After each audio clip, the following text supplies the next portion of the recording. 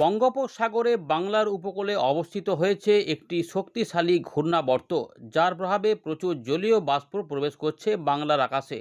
এরই ফলে ভ্যাপসা গরম অনেকটাই আজকে বেড়ে যাচ্ছে। এদিকে জুলাই মাসে ধেয়ে আসতে পারে প্রবল শক্তিশালী নিম্নচাপ, যা গভীর বা অতি গভীর হতে পারে, যেটি পশ্চিমবঙ্গের উপকূলে চলে আসতে পারে। এর প্রভাবে জুলাই মাসের প্রথম সপ্তাহে ব্যাপক বৃষ্টিপাতের আশঙ্কা রয়েছে। ভারী বৃষ্টিপাত হতে পারে দক্ষিণবঙ্গের জেলাগুলিতে। এদিকে বর্তমান আবহাওয়া পরিস্থিতিতেও রয়েছে বজ্র বিদ্যুৎ সহ বৃষ্টিপাতের সতর্কতা। কোথাও কোথাও ঝড় বৃষ্টি হতে পারে। উত্তরবঙ্গের জেলাগুলিতে আবারও বৃষ্টিপাত নতুন করে বাড়বে। শুক্রবার রাত থেকেই ভারী থেকে অতি ভারী বৃষ্টিপাত শুরু হতে পারে পরবর্তী 2 থেকে 3 দিনের জন্য। এদিকে বিক্ষিপ্ত বজ্রবিদ্যুৎ সহ ভারী বৃষ্টিপাত থাকবে আগামী কয়েকদিন উত্তরবঙ্গে। তবে দক্ষিণবঙ্গে ধীরে ধীরে আবার বৃষ্টিপাত বাড়বে মাসের শেষের দিকে, এবং নিম্নচাপ এলে আরও বৃষ্টিপাত বেশি হবে। এছাড়াও নতুন করে মৌসুমি অক্ষরেখাও বিস্তৃত রয়েছে আমাদের বাংলায়। এরই প্রভাবে প্রচুর জলীয় বাষ্প অনেকটাই ঢুকে গেছে, তাই যেখানে বৃষ্টিপাত হচ্ছে না সেখানে ভ্যাপসা গরমটা অনেকটাই থাকছে, বিশেষ করে পশ্চিমের দিকের জেলা, মধ্যবর্তী অংশসহ উপকূলবর্তী জেলাগুলিতে। আপনাদের এলাকায় আকাশ কি পরিষ্কার, নাকি মেঘলা, নাকি বৃষ্টিপাত শুরু হয়েছে, এবং ভ্যাপসা গরমটা কেমন রয়েছে কমেন্ট করে জানাবেন। বিগত 4 থেকে 5 ঘন্টা বা 6 ঘন্টার মধ্যে কোনো বৃষ্টিপাত আপনার এলাকায় হলে অবশ্যই সেটা কিন্তু কমেন্ট করবেন। আমরা এই জায়গাতে ফেরত আসি, আজকের সতর্কতা কী কী রয়েছে এবং কী কী সিস্টেম রয়েছে সেগুলো একটু প্রথমে জানিয়ে দিই, তারপর আমরা এখান থেকে শুরু করব। বৃষ্টিপাত আগামী কয়েকদিনে কোন কোন জেলাগুলিতে কেমন হবে এবং আমরা এখানে আলোচনা করব। ভিডিওটিকে সম্পূর্ণ দেখবেন, লাইক করবেন এবং শেয়ার করে মানুষজনদের জানিয়ে দেবেন। নতুনরা চ্যানেলটিকে সাবস্ক্রাইব বা ফলো করে রাখুন। এদিকে আলিপুর আবহাওয়া দপ্তর 25শে জুন জানাচ্ছে যে উত্তরবঙ্গে কিন্তু অরেঞ্জ অ্যালার্ট রয়েছে 28 তারিখ পর্যন্ত, যেখানে উত্তরবঙ্গের ওপরের দিকের জেলাগুলিতে ভারী থেকে অতি ভারী বৃষ্টিপাত হতে পারে। 27 এবং 28 তারিখে এক্সট্রিম হেভি রেনফল থাকবে। এগুলো মূলত কোচবিহার, আলিপুরদুয়ার এবং জলপাইগুড়ি জেলাতে সম্ভাবনা। দার্জিলিং, কালিম্পং সহ উত্তর দিনাজপুরেও বিক্ষিপ্তভাবে ভারী বৃষ্টিপাত হতে পারে। আসাম, মেঘালয় পশ্চিম দিকে এই অবস্থা থাকবে।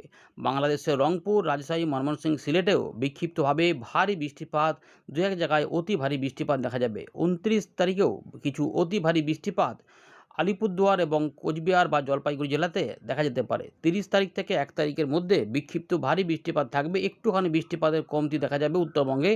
দক্ষিণবঙ্গে কিন্তু এই সময়কালে বৃষ্টিপাত বাড়বে। এদিকে দক্ষিণবঙ্গের জন্য বলা হচ্ছে 25 তারিখে পরবর্তী একদম 1 জুলাই পর্যন্ত আমরা দেখতে পাচ্ছি বজ্র বিদ্যুৎ সহ বৃষ্টিপাতের সম্ভাবনার কথা জানাচ্ছে আবহাওয়া দপ্তর। যদিও বর্তমানে ভ্যাপসা গরমটা চলছে, এখানে যে পরিবর্তনটা পাওয়া যাবে মোটামুটি ধরে রাখুন যে 28 তারিখ বা 29 তারিখ থেকে এই যে এই ডে 4, 5 এইখান থেকে বৃষ্টিপাতের ব্যাপকতা বাড়তে শুরু করবে। তার আগে 27 তারিখ পর্যন্ত বিক্ষিপ্তভাবে বজ্রবিদ্যুৎ সহ বৃষ্টিপাত কোথাও না কোথাও হতে থাকবে। কখনো উপকূলবর্তী জেলা, কখনো উত্তর ভাগ থেকে পূর্ব দিকে এরকমভাবে, বা পুরুলিয়ার দিক থেকে শুরু করে কিছুটা এদিকে আমাদের দক্ষিণ পূর্ব দিকে ধেয়ে আসতে পারে, এরকম হতে পারে। বা ঝাড়খণ্ড, বিহারের দিকে বা ঝাড়খণ্ড, উড়িষ্যার দিকে কিছু কিছু বৃষ্টিপাতের সম্ভাবনা থাকবে। ফলে তারতম্য থাকবে, কোনো জায়গাতে হবে, কোনো জোনটাতে, কোনো জোনটাতে হবে না, শুধু মেঘলা আকাশ হয়ে কেটে যাবে, বা কিছুই হয়তো হবে না। এরকম করেও 2-1 দিন করে বিক্ষিপ্তভাবে চলবে। আপাতত এই বিষয়টা 28 তারিখ পর্যন্ত থাকবে দক্ষিণবঙ্গে। 29 তারিখ থেকে এলাকা ভিত্তিক বৃষ্টিপাত বাড়বে, তখন বৃষ্টিপাত ভালো পাওয়া যেতে পারে, এমনটা কিন্তু আপনাদের জানিয়ে রাখলাম। পরিবর্তন তো হলে আপনারা জেনে যাবেন যে এখানে আরও বেশি বৃষ্টিপাত আসবে কিনা। এবারে একবার দেখে নেব ভারতীয় মৌসুম ভবন লেটেস্ট ওয়েদার সিস্টেম নিয়ে কী বলছে। তো দক্ষিণ পশ্চিম মৌসুমি বায়ু 2 থেকে 3 দিনের মধ্যে আরও কিছুটা অগ্রসর হয়ে ছত্তিশগড়, ঝাড়খণ্ড, বিহার, উত্তরপ্রদেশ, গুজরাট, মধ্যপ্রদেশ, উত্তরপ্রদেশ এবং উত্তরাখণ্ড পর্যন্ত আরও কিছুটা বিস্তৃত হবে। এদিকে মৌসুমি অক্ষরেখা রাজস্থানের দিক থেকে একদম গাঙ্গেয় পশ্চিমবঙ্গ পর্যন্ত, উত্তর মধ্যপ্রদেশ, দক্ষিণ উত্তরপ্রদেশ, বিহার, ঝাড়খণ্ডের উপর দিয়ে বিস্তৃত রয়েছে। এছাড়াও আমরা দেখতে পাচ্ছি যে পূর্ব উত্তরপ্রদেশের কাছে একটি ঘূর্ণাবর্তের পাশাপাশি উত্তর পূর্ব বাংলাদেশ এবং সংলগ্ন এলাকাতে একটি ঘূর্ণাবর্ত এখনও রয়েছে। আসামের মধ্যভাগে একটি ঘূর্ণাবর্ত ছিল, যেটা ইতিমধ্যে আবার উত্তর পূর্ব আসাম এবং সংলগ্ন এলাকার উপরে অবস্থান করেছে। এদিকে উত্তর বঙ্গোপসাগর এবং সংলগ্ন বাংলাদেশের উপকূলে একটি ঘূর্ণাবর্ত কাজ করছিল, সেটা এখনও রয়েছে। আর মধ্যপ্রদেশের দক্ষিণ পূর্ব ভাগে একটি ঘূর্ণাবর্ত কাজ করছে। এগুলো মোটামুটি সিস্টেমগুলি রয়েছে।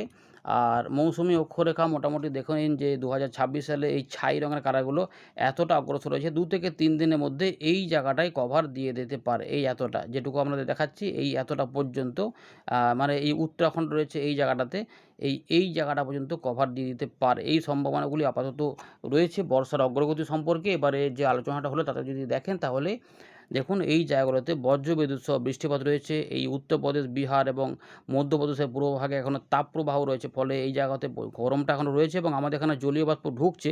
এর ফলে একটুখানি এখান থেকে একটু গরমও রয়েছে, ফলে এইটাকে কাজে লাগিয়ে ভ্যাপসা গরমও থাকছে এবং এখানেই বজ্র সেল তৈরি হলে কিছু বজ্রবিদ্যুৎ সহ বৃষ্টিপাত আসবে এবং আস্তে আস্তে পরিবর্তনটা পাওয়া যাবে। 29 তারিখ থেকে পরিবেশ একটু ঠান্ডার দিকে যাবে এবং এই ভ্যাপসা গরমগুলোও কিছুটা কমে যাবে, কিছুটা স্বস্তি পাওয়া যেতে পারে। তবে এখন উত্তরবঙ্গ এবং আসাম, মেঘালয় এই অঞ্চলটা বাংলাদেশের উত্তরভাগে বৃষ্টিপাত বাড়তে চলেছে, যেখানে ভারী থেকে অতি ভারী বৃষ্টিপাতের পাশাপাশি 2-1 দিন বিশেষ করে 27-28 তারিখে প্রবল ভারী বর্ষণ পাওয়া যেতে পারে। নদীর জলস্তর বাড়তে পারে, পাহাড়ি অঞ্চলে ঢল নামতে পারে, সেই ঢলে জলস্তর বাড়তে পারে এবং ভূমিধসের আশঙ্কাও থাকছে। তাই সতর্ক অবশ্যই থাকতে হবে উত্তরবঙ্গের মানুষজনদের।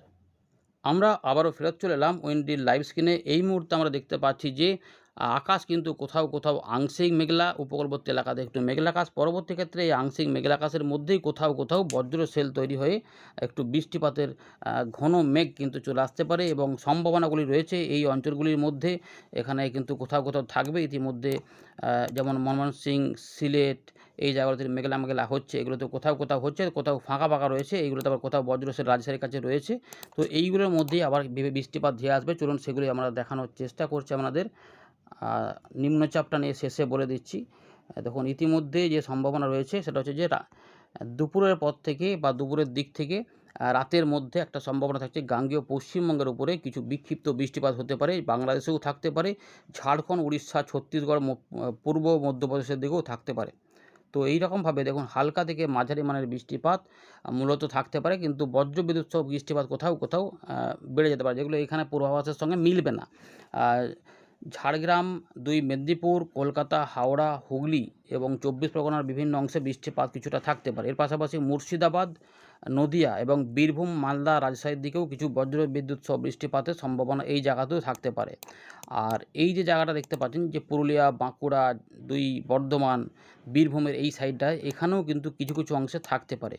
খুলনা, বরিশাল, ঢাকা এই অংশেও বৃষ্টিপাত আসতে পারে। দেখুন ভালো করে, এই যে দেখুন যেটা বলছিলাম যে এই দিকেও কিন্তু আসতে পারে। বর্ধমান রয়েছে, বীরভূম রয়েছে, মুর্শিদাবাদ রয়েছে এবং পুরুলিয়া, বাঁকুড়া আশেপাশেও সব জায়গাতে হয়তো হবে, নাও হতে পারে, কিন্তু 50 থেকে 60% জায়গাতেও সম্ভাবনা থাকছে যেটা হতে পারে। এই যে পরের দিকে চলে আসতে পারে। আর এই অংশগুলিতে একটু বিক্ষিপ্ত টাইপের হতে পারে। 24 পরগনার দিকে কোথাও থাকবে, তো কোথাও নাও থাকতে পারে, এরকমভাবে যেটা শুরুর দিকেই বললাম যে কোথাও থাকবে। দেখুন এই যে দুটো জেলা উত্তর দক্ষিণ 24 পরগনা, তারা কোথাও থাকতে পারে আবার কোথাও নাও থাকতে পারে। মেঘলা আকাশে হয়তো দেখা গেলো যে এই অঞ্চলটাতে মেঘ হলো, আবার এই অঞ্চলটাতে মেঘ হলো, হুগলি সংলগ্ন কলকাতার আশেপাশে যে এলাকা রয়েছে আবার এইখানটাতে ফাঁকা থাকলো, হাওড়ার কিছু অংশ হলো, তা কিছু অংশ হলো না, এরকমভাবে থাকতে পারে। চান্স রয়েছে উড়িষ্যা সংলগ্ন গাঙ্গেয় পশ্চিমবঙ্গ, ঝাড়খণ্ডের দিকে একটা চান্স রয়েছে বৃষ্টিপাত হতে পারে। এইটা হয়ে গেল। এবারে যেটা হবে যে এটা দেখুন সন্ধ্যেবেলা বা রাত পর্যন্ত এই সম্ভাবনাগুলি কোথাও থাকবে। এটা হয় মুর্শিদাবাদের দিকেও থাকলো। এবারে রাত যখন হয়ে যাবে উত্তরবঙ্গে বিশেষ করে আলিপুরদুয়ার, কোচবিহার, জলপাইগুড়ি, রংপুর, ময়মনসিংহ, সিলেট এবং আসাম, মেঘালয় এই অঞ্চলটাতে বৃষ্টিপাত কিছুটা হবে, বিক্ষিপ্তভাবে ভারী বৃষ্টিপাত থাকবে। এটা হচ্ছে 2 দিন থাকবে। আচ্ছা 26 তারিখে কী খবর? 27 তারিখে একটু বিক্ষিপ্ত বৃষ্টিপাত হতে পারে, একটু ভ্যাপসা গরম থাকতে পারে। সবসময় বৃষ্টিপাতের কোনো ব্যাপার নেই। মোটামুটি 27 তারিখ পর্যন্ত এরকমভাবে স্ক্যাটার রেনটাই থাকবে। যখন শুক্রবারের দিকে দুপুরের পর থেকে একটা সন্ধ্যেবেলার মধ্যে একটা বৃষ্টিপাতের সম্ভাবনা রয়েছে। গাঙ্গেয় পশ্চিমবঙ্গের প্রায় সব জেলাতেই দিয়েছে টুকটাক বৃষ্টিপাত হতে পারে, তবে সব জায়গাতে হবে না। কিছু অংশে হতে পারে, যা পুরুলিয়া, বাঁকুড়া, ঝাড়গ্রামের দিকে, আবার এই মাঝখানে বর্ধমান, হুগলি কিছু অংশে, আবার পশ্চিম বর্ধমানে কিছু অংশে পাবে, হয়তো 20% পেলেও, তো বীরভূমের হয়তো 50% জায়গাতে পেলেও, এরকমভাবে ব্যাপারটা থাকবে আর কি। এরকমভাবে এই অঞ্চলটাতে খুলনা, বরিশাল সহ চট্টগ্রামের দিকেও রয়েছে, মিজোরাম, ত্রিপুরার দিকেও কিছু অংশে এই দুটো দিনে কিছু বিক্ষিপ্তভাবে বৃষ্টিপাত হতে পারে। বিক্ষিপ্ত বৃষ্টিপাতই থাকবে, সব জায়গাতে হবে এমনটা কিন্তু বলবো না, কারণ সেই সম্ভাবনা নাই। উত্তরবঙ্গে 26 তারিখ রাত থেকে বৃষ্টিপাত এই অঞ্চলটাতে বাড়বে। বুঝতে পেরেছেন। এই ২৬ তারিখ রাত থেকে মোটামুটি ১ তারিখ পর্যন্ত এই অংশগুলিতে বৃষ্টিপাতের দাপট কিন্তু থাকবে। বিশেষ করে রাত থেকে সকালে ভালোই বৃষ্টিপাত থাকবে। হালকা মাঝারি, মাঝারি ভারী বৃষ্টিপাত, তার মধ্যে বিক্ষিপ্ত ভারী বৃষ্টিপাত। ২৭ তারিখেও এক পশলা বৃষ্টিপাত গাঙ্গেয় পশ্চিমবঙ্গে সামান্য কিছু অংশে হতে পারে। শনিবারের দিকে তবে বৃষ্টিটা একটু কম দেখাচ্ছে এই মুহূর্তে আপডেট, যদিও পশ্চিমের দিকের জায়গা ঝাড়খণ্ডের দিকে একটু বৃষ্টিপাত তুলনামূলক ভালো দেখাচ্ছে। উপকূলবর্তী এলাকাতে একটু দেখাচ্ছে, অন্য জায়গাতে কম দেখাচ্ছে, মানে হতেও পারে নাও পারে। ২৭ তারিখ রাতে উত্তরবঙ্গের বিশেষ করে আলিপুরদুয়ার, কোচবিহার, জলপাইগুড়ি এবং আসাম, মেঘালয়, বাংলাদেশের উত্তরভাগের এই অংশগুলিতে নেপাল, ভুটানের দিকে বৃষ্টিপাত কিন্তু বাড়বে। দেখুন এই যেটা বলতে চাইছি যে ভারী, অতি ভারী বর্ষণের পাশাপাশি প্রবল ভারী বর্ষণ দেখা যাবে। এই ৩টি জায়গা আলিপুরদুয়ার, কোচবিহার, জলপাইগুড়ি, বঙ্গাইগাঁও, পাঠশালা, রংপুরের উত্তরভাগে রাজীবপুর, চররাজীবপুর, লালমনিরহাট, এগুলোতে উত্তর দক্ষিণ দিনাজপুর, মালদা, বিহারের পূর্ব দিক সহ এই অঞ্চলটাতে ভালো বৃষ্টিপাত রয়েছে। অরুণাচল প্রদেশের দিকে ভারী, অতি ভারী বৃষ্টিপাতের পাশাপাশি প্রবল ভারী বর্ষণ দেখা যাবে এবং প্রচুর বৃষ্টিপাত রয়েছে।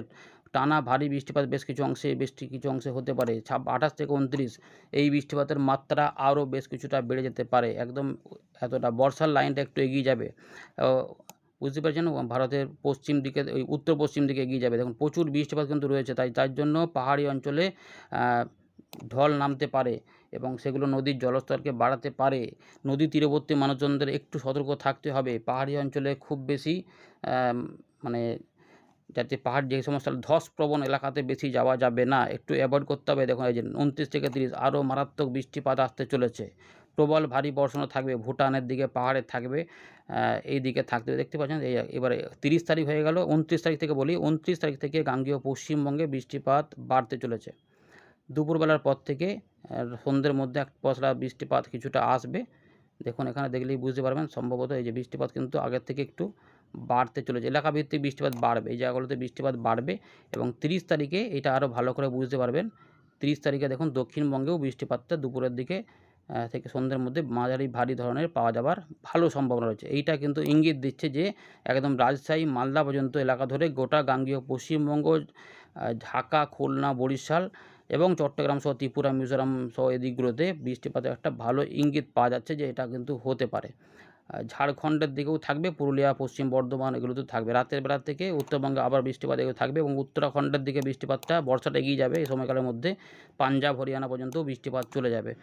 এই অঞ্চলটা বৃষ্টিপাত থাকবে ভালোই। বিহারের দিকেও ভালো বৃষ্টিপাতের দেখা মিলবে, ফলে তাপমাত্রা অনেকটাই কমে যাবে। দুপুরবেলা তাপমাত্রা ৩০-৩১-এর মধ্যে নেমে পড়বে এবং ১ তারিখেও বৃষ্টিপাত পাওয়া যাচ্ছে এবং ১ তারিখের পর থেকে এখানে ঘূর্ণাবর্ত ধীরে ধীরে শক্তি বাড়াতে শুরু করবে, নিম্নচাপ তৈরি হয়ে যাবে এবং এই নিম্নচাপের ফলে আমরা দেখব যে বৃষ্টিপাত কিন্তু আসবে।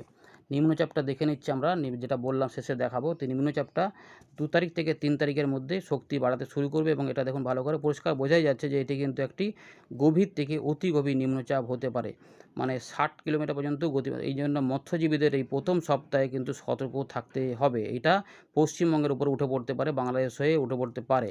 এটা যদি হয়, দেখুন মেপে দেখাচ্ছি গতিবেগটা, এখানে দেখুন প্রায় ৯০-এর আশেপাশে, ৯০, ৯১, ৯২ কিলোমিটার গতিবেগে এটা তীব্র শক্তিশালী নিম্নচাপ হতে পারে এবং এর ফলে প্রচুর বৃষ্টিপাত আসবে, ভারী বৃষ্টিপাতও কিন্তু হবে। সুতরাং ২ তারিখ, ৩ তারিখ দেখুন এই বৃষ্টিপাত কিন্তু অনেকটাই বেশি রয়েছে, তাই প্রত্যেকে শেয়ার করে রাখবেন। অনেকের এটি সুবিধা হবে, এটি সম্পর্কে জেনে চাষি ভাইদেরও বৃষ্টিপাত পেতে অনেকটা হবে।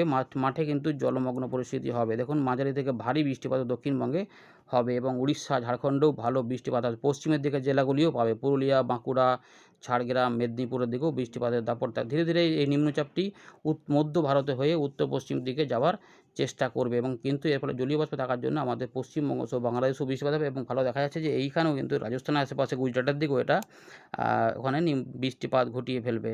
এরকমভাবে কিন্তু আগামী ৭ তারিখ, ৮ তারিখ পর্যন্ত বৃষ্টিপাতের পরিবেশটা আমরা পাবো। তারপরে কি হয় না হয় আমরা জানাবো। ধন্যবাদ।